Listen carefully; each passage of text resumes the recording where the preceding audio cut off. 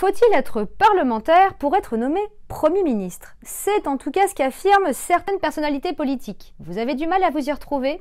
Cet épisode est fait pour vous. Le second tour est dans quelques jours et les partis politiques se mobilisent. Et dans cette campagne, un homme politique est particulièrement présent, c'est Jean-Luc Mélenchon. Il se présente comme le leader de la NUPES, la nouvelle coalition de la gauche. Et il demande aux Français de l'élire Premier ministre en lui donnant une majorité à l'Assemblée nationale. Du côté des soutiens d'Emmanuel Macron, ça ne passe pas. Pour eux, pour prétendre au poste de Premier ministre, il faut avant tout être parlementaire. C'est d'ailleurs ce qu'a déclaré la députée Aurore Bergé lors d'une interview. Le problème, c'est que Jean-Luc Mélenchon n'est pas candidat aux élections législatives. Comment expliquer que le parti du président de la République soit si critique vis-à-vis du leader de la NUPES? Tout d'abord, il ne faut pas oublier qu'on est en pleine campagne.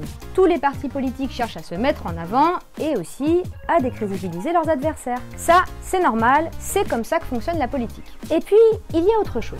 Cette nouvelle coalition de la gauche, elle intrigue et elle inquiète. Va-t-elle empêcher Emmanuel Macron d'avoir une majorité à l'Assemblée nationale? Et si elle est majoritaire, va-t-on connaître une nouvelle période de cohabitation? La reine doit donc faire front face à l'un de ses principaux adversaires. Mais d'ailleurs, faut-il vraiment être député pour être Premier ministre?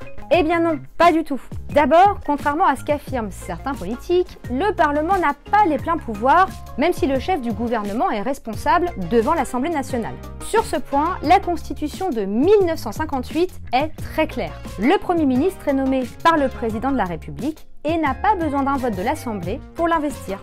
Et puis, de façon plus factuelle, on peut aussi regarder du côté des anciens premiers ministres. Jean Castex, par exemple, n'a jamais été élu député.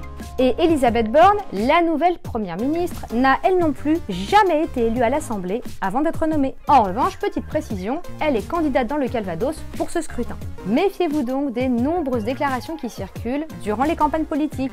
Parfois, on a un peu du mal à s'y retrouver.